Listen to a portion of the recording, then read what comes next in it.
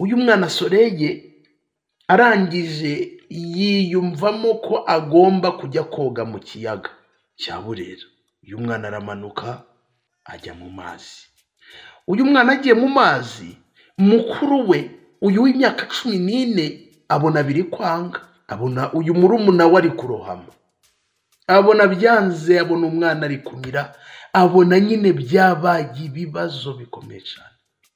Umwana niko yakubutabazi, uyu Soreye niko yakubutabazi, atiye nyine yakubutabazi ati ngwino nkuremo, ngwino muze mu nkuremo. Ubwo na bagenzi babo nyine bari aho ngaho. Hanyuma uyu mukuru w'imyaka 14 n'amakuru y'incamugongo, amakuru ababaje cyane.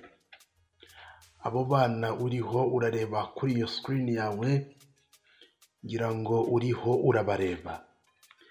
Yitwa umuto, yitwa Igiraneza Soreye. Yavutse ku itariki ya 8 z'ukwezi kwa 12 mu mwaka wa 2017. Yari afite imyaka 8.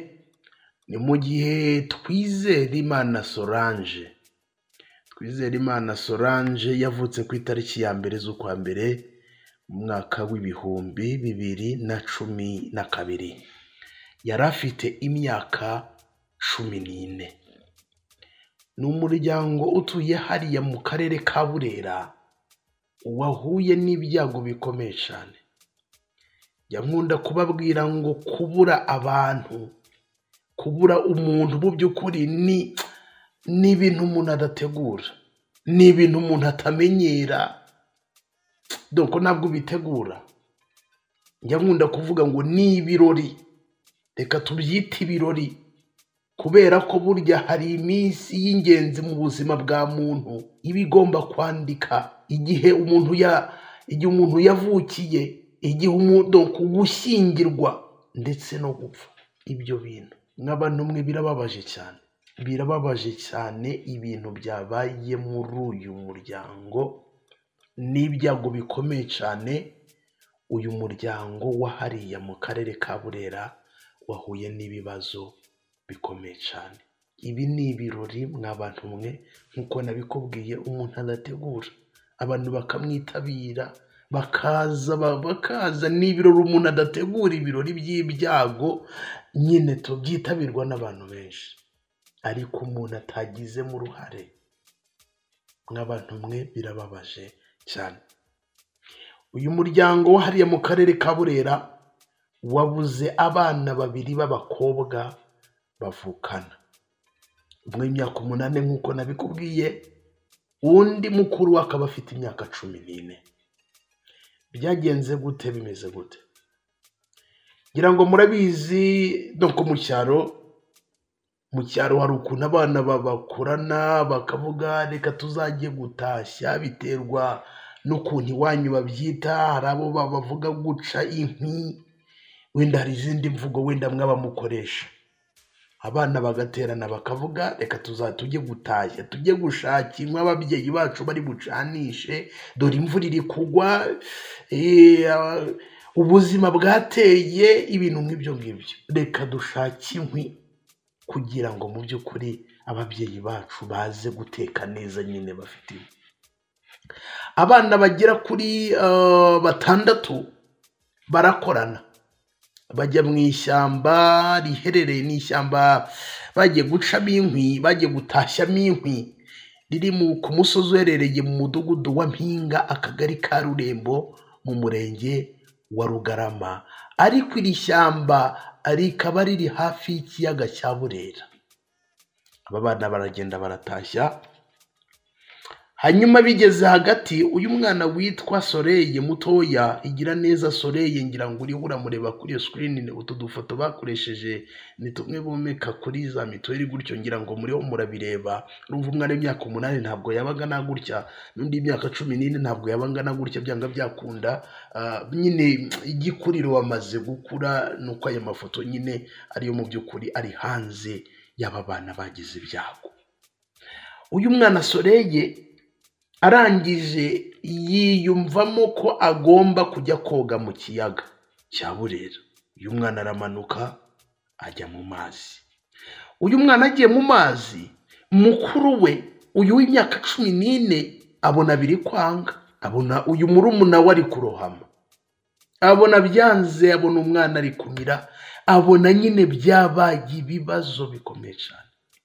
Umwana niko yakubutabazi, uyu sore niko yakubutabazi, atiye nyine yakubutabazi ati ngwino nkuremo, ngwino muze mu nkuremo. Ubwo na bagenzi babo nyine bari aho ngaho. Hanyuma uyu mukuru w'imyaka 14 afata mbisho yo kuvuga ngo murumuna wanjye reka njye kumutabara. Uyu mwana w'imyaka 14 nawe yinjira mu mazi. Uyu Twizerimana Solange agezemo nawe birumvikana ntibazi koga, bahise nawe yahise arohamana na murumuna we, bose bahita bapfa.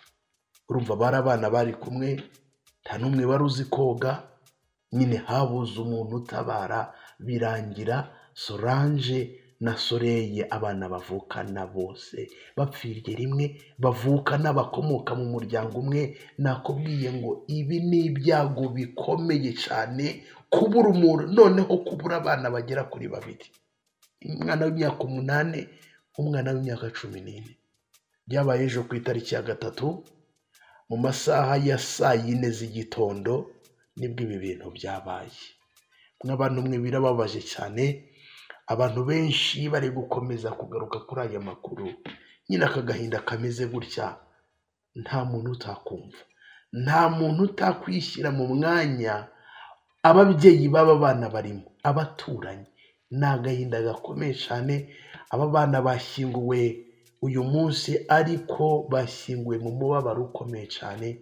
Nyine nawe byumva, umwana w'imyaka 8, 14 birababaje cyane. Gusa ahantu ngo aba bana barohamiye ngo hakunze ngo kurohamira abantu benshi, n'ubuzima ngo bw'abantu benshi nyine bumaze kuhagendera, bitewe n'imiterere yaho, bitewe nyine n'ukuntu hameze. Ngo hari abandi bantu bagiye batandukanye mu bihe bigiye bitandukanye bagiye barohamira ahantu.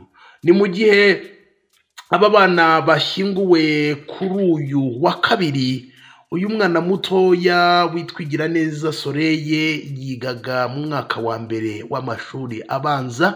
Ni mu gihe uyu mwana w'imyaka 14 we yigaga mu mwaka wa 5 w'amashuri abanza. Urumva mw'abantu mwe n'agahinda gakomeye cyane. Abantu benshi bari gukomeza gutanga ibitekerezo bijye bitandukanye, ahantu harajya amakuru abantu bagiye bayagarukaho. Donc mw'abantu bahandi ibintu byabereye, abaturage batuye baturanye na famiye, iyi famiye yagize ibyago, bari baza aba bana. Donc mw'abantu mwe n'agahinda gakomeye cyane. Iyi famiye yagize ibyago bikomeye cyane, n'amarira gusa. Abantu benshi bari kurira cyane. Nuko nguko aba bana byaje kuza kuba byagenda. Mw'abantu mwe gusa nubwo tubura bacu twabakundaga, abana bikagenda gutya, tukabura bacu, hari aho tuzagera tutazongera kurira, tutazongera kubabara, tutazongera gutaka umusonga, tutazongera gutaka uburwayi. Donc bizaba ari ibihe by'umunezero. Nta handi murabizi ku isi hano, ku isi hano ntabwo ari iwacu, iwacu ni mu ijuru. Niyo mpamvu turira, niyo mpamvu nyine duhura n'ibyago bimeze gutya tukababara, ariko hari aho tuzagera rwose ibi byose tukazahanagurwa amarira y'ibi bibazo byagiye bitubaho mu isi. Mw'abantu mwe bizaba ari ibihe by'umunezero, kandi abaziranenge Imana ibakire, tuzongera guhura nabo mu gitondo cya 2 cyo kuzuka. Nitwa Shadu, nihanganishije umuryango. Ni ukuri biragoye kubyakira, gusa nyine hagakwiriye no gukazwa ingamba. Niba ahantu haba ibibazo bigiye bitandukanye gutya, inzego mu by'ukuri zibishinzwe zagakwiriye kugira icyo zikora. Niba ari ukuzitira abantu, niba ari ukugira gute, mu by'ukuri impfu nk'izi ngizi niba ahantu hakunze kurohamira abantu, nyine mu by'ukuri inzego zikaba zabyinjiramo, izi mfu zimeze gutya zikaba zakumirwa. Ndabihanganishije, mukomere abaturage.